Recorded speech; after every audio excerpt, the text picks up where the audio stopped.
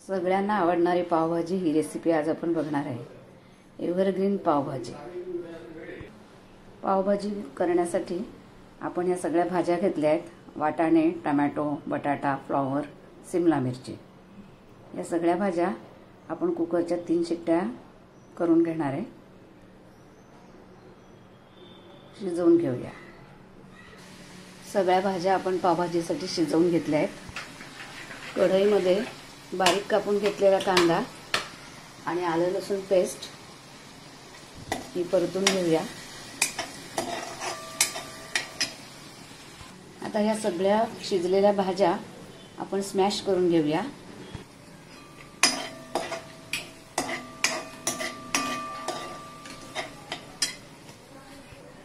भाजीत टाकण्यासाठी हे भाजीला रंग येण्यासाठी काश्मीरी तिखट, हळद आणि पावभाजी मसाला आहे. भाज्या या जास्त स्मॅश असा बारीक नाही करून घ्यायच्या. अशा प्रकारे स्मॅश करून घ्यायच्या आहेत. पावभाजी ही एव्हरग्रीनच, कारण कुठल्याही छोट्या मोठ्या कार्यक्रमामध्ये हा पावभाजीचा मेनू ठेवला जातो. वाढदिवस किंवा इतर कुठले कार्यक्रम, BC काही असू दे, त्या ठिकाणी ही पावभाजी बनवली जाते आणि सगळ्यांना आवडणारी, अगदी आवडीने खाणारी असते. त्यामुळेच ती एव्हरग्रीन आहे. अगदी छान आलं लसूणचा वास येईपर्यंत ती व्यवस्थित परतून घ्यायची.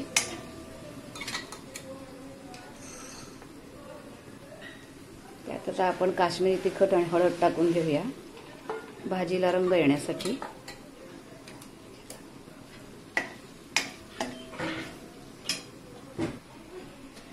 आणि आता हा पावभाजी मसाला ही छोटी अर्धी वाटी घेतलाय मी.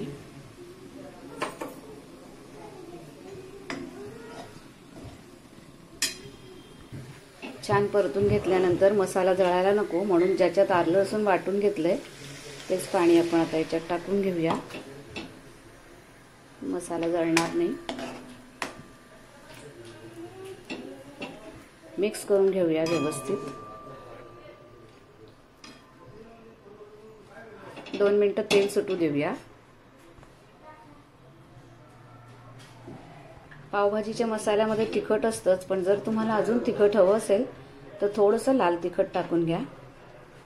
जर तुम्हाला तिखट हवी असेल तर. आता हा छान मसाला सगळा तयार झालेला आहे. तेल सुटलेलं दिसतंय. आता आपण स्मॅश केलेल्या सगळ्या भाज्या त्याच्यात टाकून घेऊया.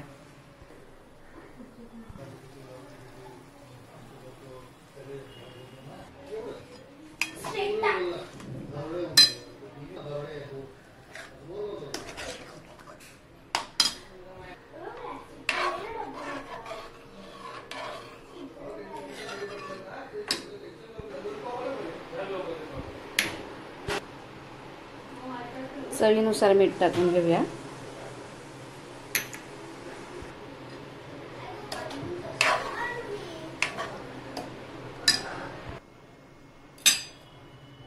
वरून थोडी कोथिंबीर. भाजीची चव वाढवणारी आणि वरून भाजीला एकदम सुशोभित करणारी अशी कोथिंबीर. कोथिंबीर शिवाय कुठलीच रेसिपी पूर्ण होत नाही. भाजीची कन्सिस्टन्सी अशी ठेवायची म्हणजे भाजी पावाला लागते.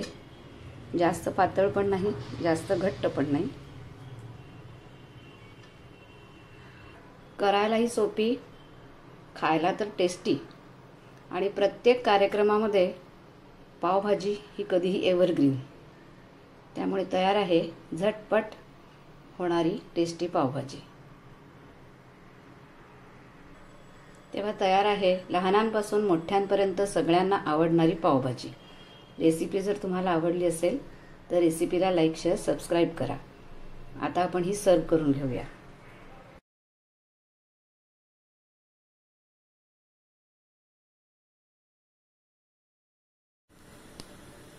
आता आपण साजूक तूप टाकून तव्यावरती पाव शेकून घेऊया.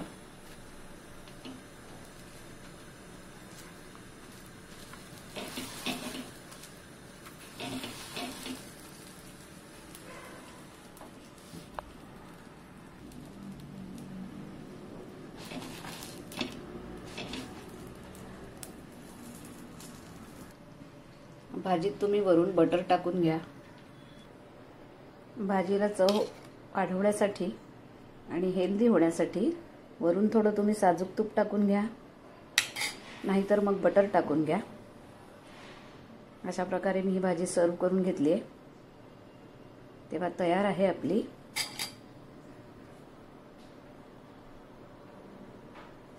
आहे आपली पावभाजी.